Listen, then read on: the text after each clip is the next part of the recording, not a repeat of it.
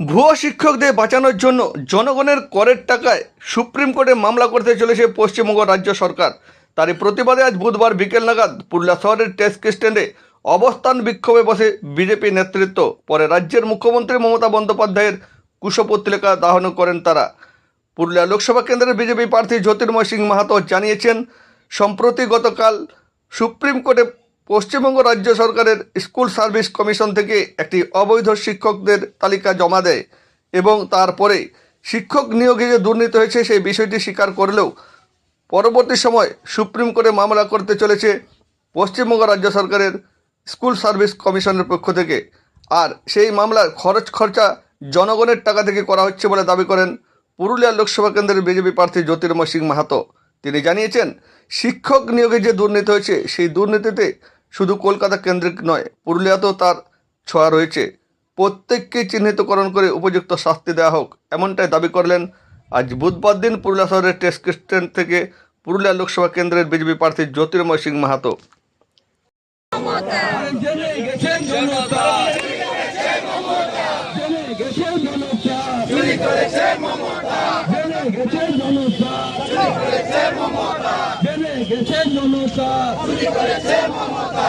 গতকাল মহামান্য সুপ্রিম কোর্টের কাছে স্বীকার করেছে এসএসসি কি 8,313 কিংবা 14 এরকম সামথিং গোটে এই সংখ্যক অবৈধ ভুয়ো শিক্ষক নিয়োগ করা হয়েছিল এবং যারা বৈধ, যারা মেধা ছাত্রছাত্রী তাদেরকে কলকাতার রাজপথে বসিয়ে দিয়েছে।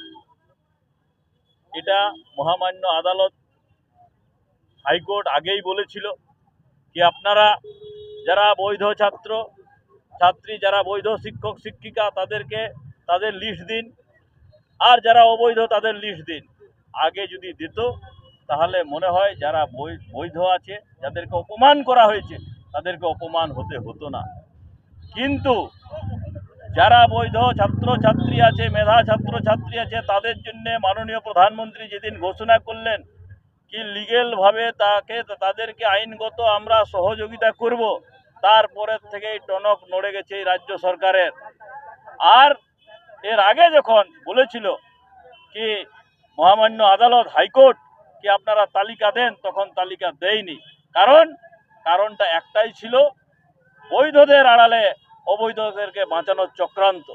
কিন্তু যখন সফল হয়নি, এখানেও একটা বড় বিষয় আছে যেটার জন্য আমরা বিরোধ করছি, যেটা হচ্ছে এই অবৈধদেরকে বাঁচানোর জন্যে সাধারণ মানুষের করের টাকা দিয়ে কোর্টে আইনগত ব্যবস্থা করছে অবৈধদেরকে বাঁচানোর জন্য। এটার জোরদার বিরোধ করি আমরা। এবং যে অযোগ্য শিক্ষকরা আজ প্রায় আনুমানিক 8 বছর ধরে আমাদের পশ্চিম বাংলার ছাত্র ছাত্রীদেরকে পড়িয়ে তাদেরকে তাদের ভবিষ্যৎ নষ্ট করেছে, সেটার জন্য কে বিচার করবে, তার বিরোধ করি। আর তার জন্য আমরা মমতা ব্যানার্জির পদত্যাগ চাই, এই চোর মমতার পদত্যাগ চাই। মমতা ব্যানার্জি শুধুমাত্র কলকাতা কিংবা বাকি জায়গায় নয়, এই পুরুলিয়াতেও চুরি করেছে। আর তার ছোট ছোট যে পার্থরা এখানেও ঘোরাফেরা করছে।